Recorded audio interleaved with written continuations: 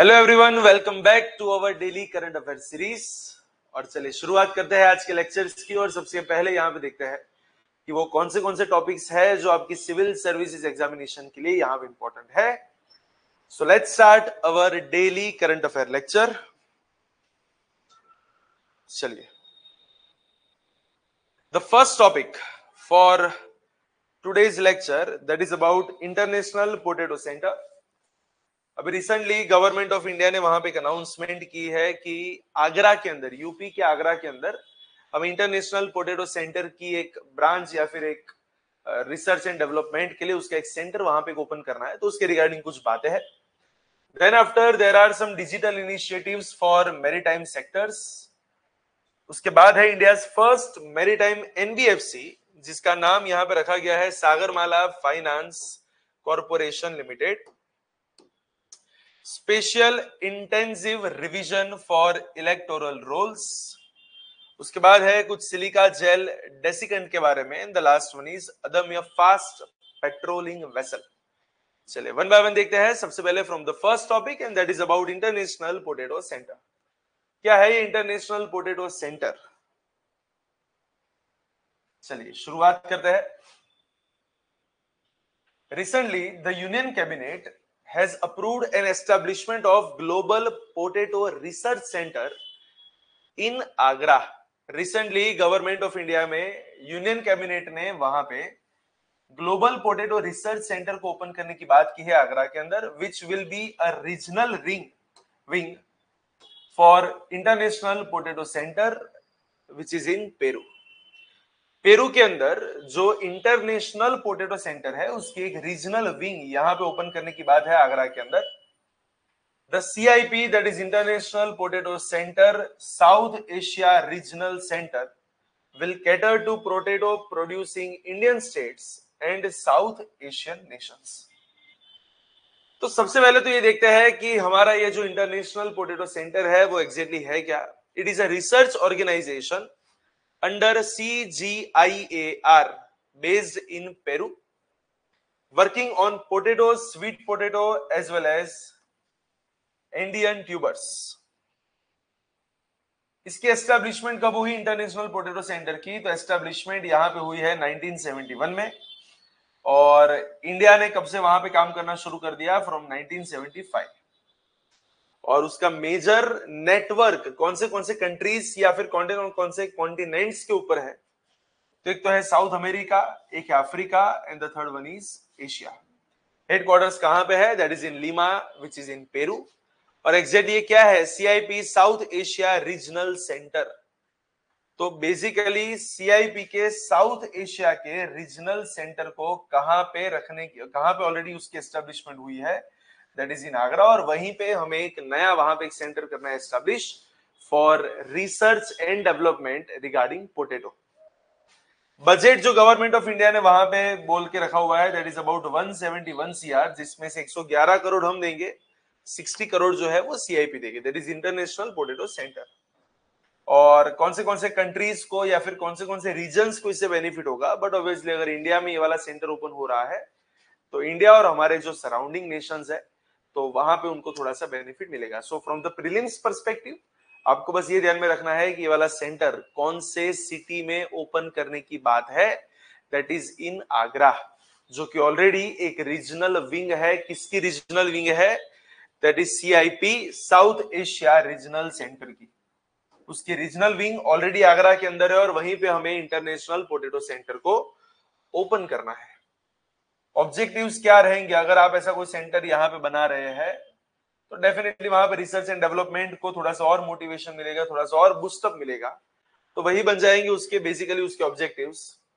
It boost the productivity of potato as well as sweet potato through high quality seeds. Farmers की जो income है उसको थोड़ा और वहां पे एनहांस करने की कोशिश है क्या, क्योंकि अगर आप पोटैटो के प्रोडक्शन को अगर इंक्रीज कर रहे हैं तो डेफिनेटली फूड प्रोसेसिंग के अंदर वहां पे उसका यूजेज बढ़ सकता है, वैल्यू एडिशन हो सकती है और साथ साथ एक्सपोर्ट्स को भी वहां पे प्रमोट किया जा सकता है।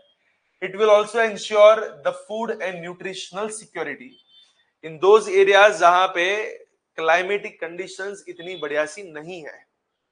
and it will develop climate resilient as well as disease free varieties. और किस तरीके से यहाँ पे काम किया जाएगा, एग्जैक्ट उसकी फंक्शनिंग्स क्या रहेगी, तो एक तो यहाँ पे फोकस रहेगा ऑन सीड इनोवेशन. सीड्स का मतलब है उसके बीज, तो सीड्स की इनोवेशन के ऊपर ज्यादातर फोकस है, क्योंकि बेसिकली ऐसे अगर कोई भी नए पोटेटोज को अगर आप डेवलप कर रहे हैं तो उसका मेन आधार होते हैं उसके सीड्स. अगर आपने सीड बहुत बढ़िया से बनाया है तभी जाके कुछ आगे जाके और ज्यादा ग्रोथ पॉसिबल है. दूसरा यहाँ पे कौन सी रिसर्च की जाएगी, तो वहां पे क्लाइमेटिक रिसर्च को यहाँ पे करने की बात है, ताकि कुछ ड्रॉट के खिलाफ अगर कभी कभार ड्रॉट भी आ जाता है तब भी उस सिचुएशन में आपके जो पोटेटोज है वो वहां पे सरवाइव कर पाए. पोस्ट हार्वेस्ट टेक्निक्स के ऊपर और ज्यादा वहां पे फोकस किया जाएगा, साथ साथ वहां पे स्टोरेज के ऊपर, प्रोसेसिंग के ऊपर, पैकेजिंग के ऊपर और इनोवेशंस लाने की कुछ बातें. फार्मर्स को सपोर्ट किया जाएगा by giving them proper training, और मार्केट को पूरी लिंक की जाएगी. स्पेसिफिकली देखा जाए तो domestic value chains and export potential.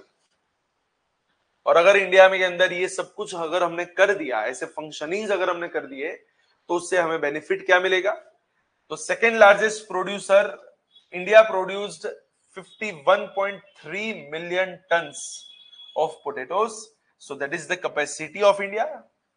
As well as yield gap जो है वो वहां पे थोड़ा सा कम हो जाएगा. सीड के अंदर सेल्फ रिलायंस हम ला सकते हैं. एग्रीकल्चर एक्सपोर्ट्स को और ज्यादा बूस्टअप मिलेगा. रिसर्च एंड डेवलपमेंट को एक्सपांशन मिल सकता है. और उसके बाद जैसे कि हमने बात की प्रोडक्शन के अंदर, इंडिया पूरी दुनिया में ऑलरेडी सेकंड नंबर पे है आफ्टर चाइना, तो वहां पे और ज्यादा बेटर प्रोडक्शन हो सकता है. एंड इंडिया के अंदर अगर हम बात करें तो UP, Bihar and West Bengal are the top states जो यहाँ पे पोटेटो का प्रोडक्शन कर रहे हैं. So that is all about this topic, that is all about centre for potato research and development which is known as international potato centre. कहां पे करने की बात है, तो बोले आगरा. चले नेक्स्ट टॉपिक के ऊपर और आगे बढ़ते हैं, लेकिन वहां पे आगे बढ़ने से पहले आपको मैं एक बार और वहां पे क्लियर कर दूं. The best institute for civil services examination that is PD Gurukul नई बैचेस को लॉन्च करने के लिए जा रहा है in Ahmedabad as well as Gandhinagar from 10th of July. Last month भी एक बैच वहां पे इंट्रोड्यूस हुई थी और एक नई बैच की यहाँ पे हो रही है शुरुआत. और हम बहुत ही लिमिटेड स्टूडेंट्स के ऊपर वहां पे काम करते हैं. हम बहुत ज्यादा गैदरिंग्स के ऊपर फोकस नहीं करते, लेकिन quality education to the limited students, that is our motto. And that's why अगर अभी तक आपने एनरोल नहीं करवाया है तो यहाँ पे एक नंबर है, उस नंबर के ऊपर आप फोन करके एनरोल करवा सकते हैं. So you can call on this number. You will get 3 days free demo sessions as well as up to 50% scholarship. Every month हम नई बैचेस को वहां पे लॉन्च करते हैं और नई सीट्स को यहाँ पे शुरुआत करते हैं. नई सीट्स को लॉन्च की जाती है. तो अभी तक अगर आपने अपनी सीट को बुक नहीं करवाया है तो इस नंबर पे आज ही वहां पे कांटेक्ट करें. एज वेल एज नीचे डिस्क्रिप्शन बॉक्स के अंदर आपको एक फॉर्म मिलेगा. You can fill up the form so that our coordinates can contact you soon. तो PD Gurukul Ahmedabad as well as Gandhinagar दोनों ब्रांचेस के ऊपर यूपीएससी और जीपीएससी क्लास 1-2 की नई बैचेस की शुरुआत होने के लिए जा रही है in English medium, Gujarati medium as well as Hindi medium. So you can contact on this number for further inquiry. साथ में एक और चीज भी बता दूं कि ये जो लेक्चर आपके सामने यहाँ पे चल रहा है उसकी पीडीएफ हमारे टेलीग्राम ग्रुप के ऊपर अपलोड की जा रही है. तो आप हमारे टेलीग्राम ग्रुप को भी ज्वाइन कर सकते हैं. नीचे डिस्क्रिप्शन बॉक्स के अंदर आपको पीडी गुरुकुल के टेलीग्राम चैनल की लिंक वहां पे मिल जाएगी. You can go on that link and you can download this PDF. ये जो पीडीएफ है वो आपको English as well as Gujarati दोनों लैंग्वेज में अवेलेबल मिलेगी. So for those aspirants who are doing preparation in Gujarati medium, आप भी इसका बेनिफिट वहां से ले सकते हैं. चलिए नेक्स्ट टॉपिक के ऊपर आगे बढ़ते हैं. And our next topic is about some digital initiatives for maritime sector in India. और क्या है यहाँ पे करंट में, तो वन बाय वन वहां पे देखते हैं.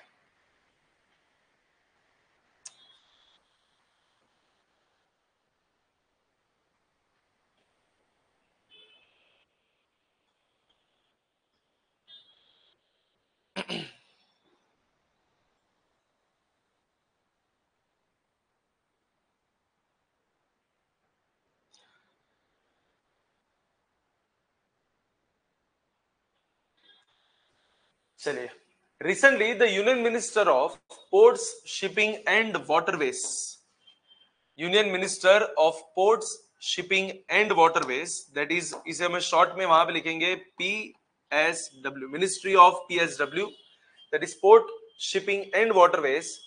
उन्होंने कुछ नई चीज यहाँ पे लॉन्च की है। He has launch a series of digital initiatives जिसका एम रहेगा to enhance the efficiency as well as sustainability in the maritime sector.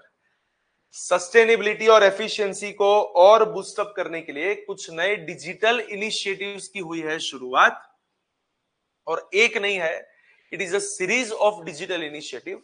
In short maritime sector के अंदर भी हमें डिजिटल इंडिया को वहां पे बेनिफिट, उसके जो बेनिफिट्स है वो हमें वहां पे पहुंचाने हैं। उसके लिए कुछ सीरीज ऑफ डिजिटल इनिशिएटिव्स यहाँ पे हुए शुरू, जो आपकी मेंस प्रिपरेशन के लिए बहुत से बढ़िया से वहां पे रहेंगे।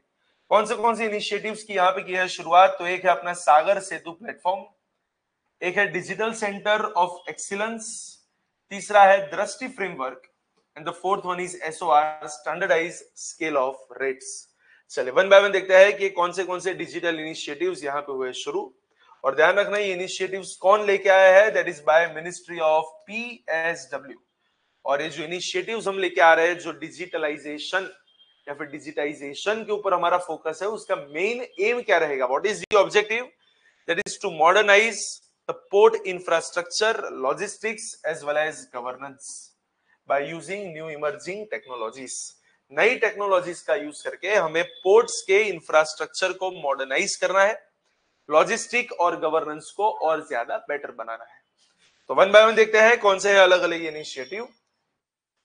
ऑब्जेक्टिव्स की जैसे अभी हमने बात की कि एफिशिएंसी को बढ़ाना है, ट्रेड को बढ़ाना है, और डेटा ड्रिवन गवर्नेंस को वहां पे एनेबल करना है, सस्टेनेबिलिटी और क्लीन एनर्जी गोल्स को वहां पे सपोर्ट करना है। और इन सबसे होगा क्या कि हमारा जो मैरीटाइम इंडिया विजन 2030 है, साथ साथ जो अमृतकाल विजन 2047 है, उसके साथ हम कॉप अप कर पाए। तो मेनली कौन से इनिशिएटिव्स को लॉन्च किया गया? तो एक है अपना डिजिटल सेंटर ऑफ एक्सीलेंस। यहाँ पे पार्टनरशिप रहेगी किसकी? एक तो अपनी ये मिनिस्ट्री और साथ में centre for the development of advance computing, जिसे अपने शॉर्ट में बोलते हैं सीडेक। तो ministry of port shipping and waterways और सीडेक की एक पार्टनरशिप वाला model, digital centre of excellence. और एक इसके लिए है तो मैरीटाइम लॉजिस्टिक्स के अंदर जो डिजिटल ट्रांसफॉर्मेशन करने की बात है, उसको प्रॉपर वहां पे मॉनिटरिंग करने के लिए उसका, साथ में उसके ऊपर वहां पे वॉच रखने के लिए एक सेंटर बनाने की बात। उसके मेन फीचर्स क्या रहेंगे इस सेंटर के? It will use artificial intelligence, internet of things, blockchains for the small ports. It will focus on sustainable and green operations, ऐसे ऑपरेशंस के ऊपर फोकस करना जिससे एनवायरमेंट को भी और बढ़िया सा वहां पे प्रोटेक्ट कर सके, कंजर्व कर सके, and real time port operations को वहां पे अपग्रेड करना। दूसरा हम लेके आए हैं Sagar Setu platform. What is that for? Sagar Setu, that is for unification of EXIM digital interface. What is EXIM? That is export import. यहाँ पे 80 plus ports and 40 plus stakeholders को इंटीग्रेट करने वाला एक प्लेटफॉर्म बनाना है, जिसका नाम रहेगा सागर सेतु। और इसके गोल्स क्या है, व्हाट आर दी ऑब्जेक्टिव्स? तो जो प्रोसेसिंग जो बहुत ही ज्यादा डिले होती जा रही है, तो उस डिले को वहां पे करना है कम। Red tapism, that is the term, तो रेड टेपिज्म को यहाँ पे कम करने के ऊपर फोकस है। साथ में जो भी लॉजिस्टिक्स है उसको और ट्रांसपेरेंट और सीमलेस बनाने की वहां पे बात। और एक हमारे कंट्री का एक मास्टर प्लान है, Pradhanmantri Gati Shakti master plan, to increase the speed of the transportation, उसके साथ वहां पे अलाइन यहाँ पे करने की बात। ईज ऑफ डूइंग बिजनेस और बेटर होगा, पोर्ट्स प्रोडक्टिविटी जो है उसको और वहां पे बूस्टअप मिलेगा। तीसरा हम यहाँ पे फ्रेमवर्क लेके आए हैं जिसको बोला जाता है Drishti framework. What is that for? What is दृष्टि?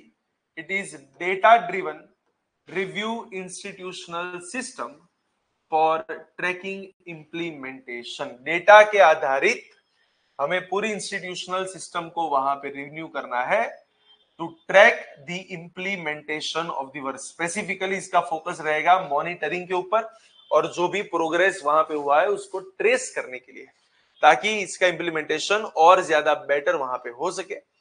और गोल वहां पे वही रहेगा कि हमारा जो मैरीटाइम इंडिया विजन है 2030 उसके प्रोजेक्ट्स को रियल टाइम में कंप्लीट करवाने के लिए उसके ऊपर मॉनिटरिंग करना. So that is the focus of दृष्टि framework. And the last one is scale of rates templates, कि जितने भी मेजर पोर्ट्स के ऊपर टैरिफ के स्ट्रक्चर्स हैं उसको और स्टैंडर्डाइज वहां पे करना है, एम्बिग्विटी को हटाना है, ट्रांसपेरेंसी को लाना है, और वहां पे डिजिटल कंपैरिजन ऑफ टैरिफ्स आप इजीली कर पाओगे. फ्लेक्सिबिलिटी यहां पे आपको मिलेगी for the local port adaptation, और जो इन्वेस्टर है और जो ट्रेडर्स है उनके कॉन्फिडेंस को भी यहाँ पे थोड़ा सा बूस्टअप मिलेगा. So this are the digital initiatives taken by the ministry of ports, shipping and waterways. चलिए the next topic. Recently India ने अपना फर्स्ट मैरीटाइम एनबीएफसी को वहां पे हमने कर दिया है launch. What is the meaning of NBFC? That is non banking financial company. और जितने भी एनबीएफसीज वगैरह होते हैं उनका मेजर फोकस क्या होता है? दैट इज टू प्रमोट और we can say to boost financial inclusion. अगर किसी को लोन्स वगैरह की जरूरत है, फाइनेंस की जरूरत है, और अगर बैंक्स में से वो चीज पॉसिबल नहीं होती है, then there are some companies who are providing the same services for you. तो जब भी हम एनबीएफसी की बात करें इसका मतलब यहाँ पे फाइनेंशियल क्राइसिस या फिर फाइनेंशियल इंक्लूजन जो है उसके ऊपर ज्यादातर फोकस रहेगा. तो बहुत से ऐसी इंडस्ट्रीज, बहुत सी ऐसी कंपनीज, अगर उनको कहीं से लोन वगैरह नहीं मिल रही है तो उनको loan that is financial services provide करने के ऊपर यहाँ पे फोकस रहने वाला है. सो चलिए शुरुआत करते हैं इंडिया फर्स्ट मैरीटाइम एनबीएफसी जिसका नाम है Sagarmala finance corporation of India. नाम ही है finance, Sagarmala finance corporation of India, जिसका मेन टारगेट रहेगा कि फाइनेंशियल जो गैप है उसको वहां पे फुलफिल किया जाए और मैरीटाइम सेक्टर के अंदर जो इंफ्रास्ट्रक्चरल ग्रोथ जो है उसको और ज्यादा बूस्ट किया जाए. और ये आरबीआई के पास वहां पे रजिस्टर्ड है, और सेम अपना जो मैरीटाइम अमृतकाल विजन है 2047 तो उसके ऊपर ये ज्यादा वहां पे बूस्टअप लगाएगा. एग्जैक्ट ये है क्या? अगर गवर्नमेंट के अंडर में अगर हम बात करें तो it is a mini Ratna category 1 central public sector enterprise. Basically हमारे देश के अंदर देखा जाए तो यहाँ पे टोटल 3 मेजर कैटेगरी होती है government companies, that is public sector undertakings या फिर वी कैन से एंटरप्राइजेस के लिए. कौन सी 3 कैटेगरी? एक होता है महारत्न, देन आफ्टर नवरत्न, और उसके बाद आता है मिनी रत्न. और मिनी रत्न के अंदर भी देखा जाए तो there are 2 categories, mini Ratna 1, mini Ratna 2. Basically जो गवर्नमेंट कंपनीज है उनको एक स्टेटस दिया जाता है ताकि उनकी इंपॉर्टेंस के बारे में पता चल सके. तो ये जो सागरमाला फाइनेंस कॉर्पोरेशन लिमिटेड है ये मिनी रत्न कैटेगरी 1 वाली एक कंपनी है जो ministry of port, shipping and waterways के अंदर में वहां पे काम करती है. और इनका मेन फोकस क्या रहेगा? जो फाइनेंशियल नीड्स है उसको फुलफिल करना. एनबीएफसी का मेन काम ही ये होता है. इसका हेडक्वार्टर्स रहेगा इन न्यू दिल्ली. ऑब्जेक्टिव्स यहाँ पे कौन से रहेंगे? तो जैसे कि आगे बात हुई, फाइनेंशियल गैप्स को वहां पे कंप्लीट करना है, फुलफिल करना है for infrastructure and logistics development, और मैक्सिमम फाइनेंशियल इंक्लूजन को यहाँ पे बूस्ट करना है. जो भी इंस्टीट्यूशंस है या फिर जो भी एमएसएमईज है, जो भी स्टार्टअप्स है, उन सबको यहाँ पे लेके आना है ताकि मैरीटाइम सेक्टर को फाइनेंशियल क्राइसिस में से गुजरना ना पड़े. और इनका मेन एम क्या रहेगा कि इंडिया का ये जो हमारा अमृतकाल जो है वहां पे मैरीटाइम लीडरशिप को और बूस्ट करना. ये काम क्या करेगी basically? What are the functions? तो मैंने पहले भी बताया, यहाँ पे वापस वही चीज आ रही है कि short term, medium term and long term credit facilities को यहाँ पे प्रोवाइड करना है. Finance innovative maritime projects including green hydrogen, ship building, digital ports, उन सबको वहां पे बूस्टअप करना है और पब्लिक प्राइवेट पार्टनरशिप मॉडल्स को और आगे लेके जाना है. एंड उसके बाद our next topic and that is about special intensive revision of electoral rolls. Basically होता क्या है ये SIR, that is special intensive revision. तो देखिए अभी बिहार में होने वाले इलेक्शन और इलेक्शन होने से पहले वापस एक बार करना पड़ता है वेरिफिकेशन और इलेक्शन से पहले अगर आप वोटर का वापस एक बार वेरिफिकेशन कर रहे हैं तो उसके लिए यहां पे एक टर्म चलता है that is known as SIR. What is SIR? Special intensive revision of electoral rules. तो बिहार के अंदर जहां पे इलेक्शन होने वाला है तो वहां पे इलेक्शन कमीशन ऑफ इंडिया ने SIR को कर दिया है इनिशिएट. इसका मतलब जितने भी वोटर्स हैं they have to submit enumeration form and post 2003 के जो एंट्रेंस है उसके बाद जिन्होंने एंट्री ली है उनको वहां पे प्रूफ ऑफ सिटीजनशिप देना पड़ेगा. इस तरीके से यहाँ पे इलेक्टोरल रोल को वापस रिवीजन करने का मेन पर्सपेक्टिव क्या होता है या फिर मेन पर्पस क्या होता है कि जो वोटर्स है उनको एक बार वापस वेरीफाई किया जाए. राइट. तो जब भी आप इलेक्टोरल रिफॉर्म्स के बारे में कुछ भी लिख रहे हैं मेंस के अंदर तो वहां पे आप SIR को मेंशन कर सकते हैं जो भी रिसेंटली अभी वहां पे न्यूज में है. तो जैसे कि मैंने बताया what is SIR? It is a comprehensive house to house verification process. ध्यान रखना this is the main word. It is a verification process to update electoral rolls afresh, ensuring accuracy as well as citizenship validation. जो accuracy को बढ़ाता है और citizenship को और ज्यादा वहां पे वैलिडेशन प्रोवाइड करता है. और बेसिकली इसका मेंशन जो है वो RPA 1950 के अंदर भी है इन द सेक्शन 21 और उसका third sub clause as well as article number 324 and the first sub clause of constitution जिसके अंदर इस टाइप की प्रोसीजर का वहां पे मेंशन किया गया है. मेन ऑब्जेक्टिव क्या रहेंगे कि जो डुप्लीकेट वोटर्स है उनको वहां पे हटाया जाए और सिर्फ जो जेन्युइन इंडियन सिटीजन्स है जिसकी एज 18 से ज्यादा है 18 से ज्यादा है उनको ही वहां पे इंश्योर किया जाए for the election. Right. Basically इसकी जरूरत क्यों आई? क्योंकि देखा जाए तो लास्ट 20 इयर्स में बहुत ही ज्यादा एडिशन और डिलीशंस वहां पे हुआ. दैट इज डिलीट करने की सिस्टम वहां पे हुई है. बहुत ही ज्यादा वोटर्स के अंदर प्लस माइनस हुआ है हमारी नॉर्मल लैंग्वेज में. साथ में देखा जाए तो अर्बनाइजेशन और माइग्रेशन बढ़ता जा रहा है इसलिए वहां पे जो इंडिविजुअल्स हैं उनके मल्टीपल रजिस्ट्रेशन चल रहे हैं. प्लस बहुत ही इलीगल इमिग्रेंट्स आर देयर और इसी की वजह से यहाँ पे बार बार SIR करने की वहां पे जरूरत आती है कि जितने भी इलेक्शन वहां पे हो उससे पहले एक बार वोटर्स को वापस एक बार आप वेरीफाई वहां पे कर दीजिए. और इसके मेन फीचर्स क्या रहेंगे? It is applied to all the voters with added scrutiny for those who have registered after 2003. सबको वहां पे एन्यूमरेशन फॉर्म भरना है और साथ में अपनी सिटीजनशिप का वहां पे प्रूफ प्रेजेंट करना रहेगा टू वेरीफाई देम. जो वोटर्स 1987 1 जुलाई से पहले बॉर्न हुए हैं उनको वहां पे बर्थ डॉक्यूमेंट को वहां पे प्रेजेंट करना है. जो 1987 और 2004 के बीच में जिसका जन्म हुआ है उन्हें किसी भी वन पेरेंट के वहां पर उनका प्रूफ वहां पे पेश करना है. और जो 2004 के बाद वहां पर रजिस्टर्ड हुए उन्हें दोनों के दोनों पेरेंट्स के डॉक्यूमेंट्स को वहां पे सबमिट करवाना रहेगा. और इनका मेन सिग्निफिकेंस क्या है कि भी इलेक्शन के अंदर वहां पे और ज्यादा इंटीग्रिटी बनी रहे और देखा जाए तो पब्लिक का जो ट्रस्ट इलेक्शन के ऊपर और वो ज्यादा वहां पे बेटर हो सके. जो वोटर्स के रिगार्डिंग जो फ्रॉड्स वगैरह होता है उसको आप वहां से हटा सके. Right. So that is all about SIR और पूरे कंट्री के अंदर ये होना तो चाहिए इलेक्शन से पहले ताकि जो फेक वोट्स है उसको आप वहां पे एलिमिनेट कर पाए. चलिए then after the next topic that is about silica gel desiccant. What is this silica gel desiccant? आपने बहुत सी चीजों के अंदर बहुत सी प्रोडक्ट्स के अंदर ये वाले सैशे वहां पे देखे होंगे जो बेसिकली होते हैं सिलिका जेल के. और क्या है ये सैशे? सैशे का मतलब छोटे छोटे पाउच जो आप अलग अलग प्रोडक्ट्स के अंदर आप पाओगे और वहां पे लिखा भी होता है that it is not for the food. It is do not eat this thing. आप इस चीज को मत खाइए. तो सिलिका जेल सैशे जो आपको अलग अलग गुड्स के अंदर वहां पे मिलते हैं और जिसके ऊपर लिखा होता है दैट डू नॉट ईट.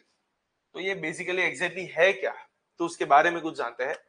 देखिए जो सिलिका जेल होती है उसके जो डेसिकेंट यहाँ पे होते हैं इनका मेन काम होता है कि मॉइस्चर को वहां पे एब्जॉर्ब करके खुद के अंदर भर के रखना ताकि जो भी प्रोडक्ट है वो ज्यादातर बिगड़े ना, वो ज्यादातर मॉइस्ट ना हो, वो ड्राई की ड्राई बनी रहे. Right. So it absorbs and retains moisture to keep its surrounding dry.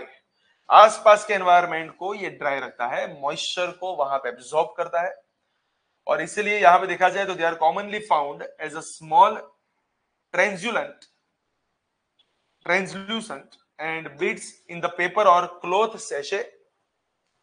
Paper या फिर क्लोथ्स के बने हुए छोटे छोटे सैशेज, दैट इज पाउच, उसके अंदर आपको ये वाले सिलिका जेल के डेसिकेंट्स आपको वहां पे मिलेंगे.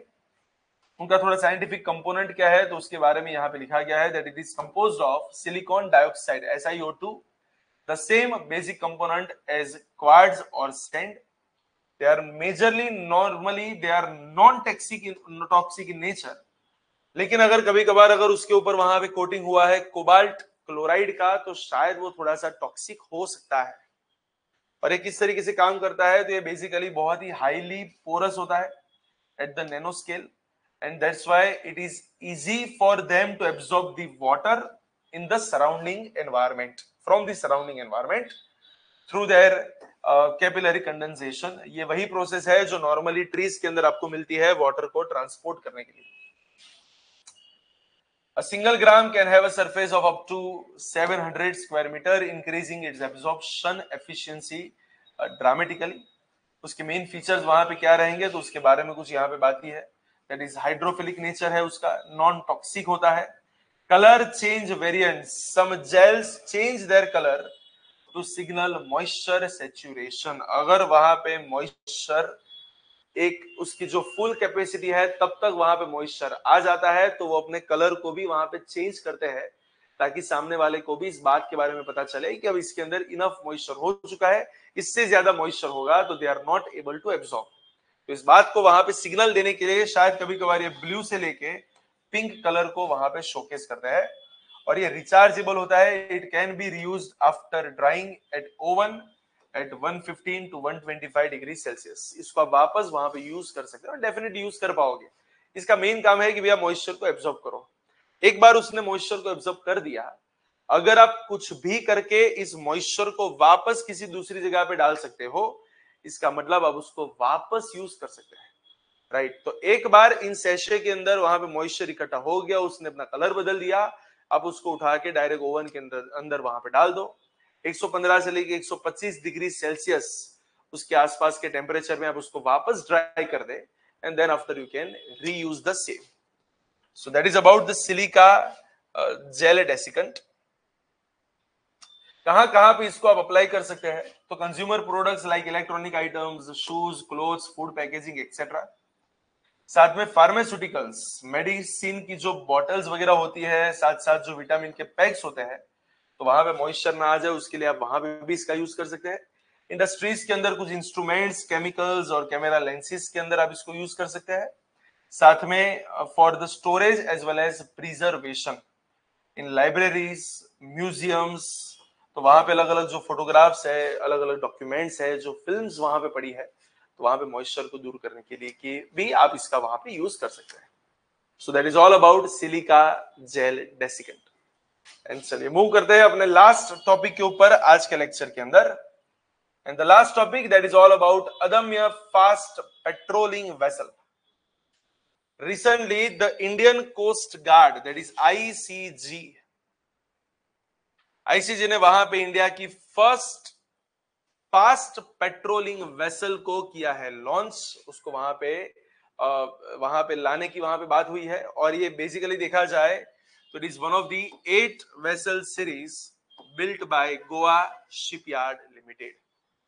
गोवा शिपयार्ड लिमिटेड ने जो 8 जहाज वहां पे जो बनाने की जो बात है उसका ये फर्स्ट पार्ट यहां पे आ चुका है. उसको नाम दिया गया है अदम्य.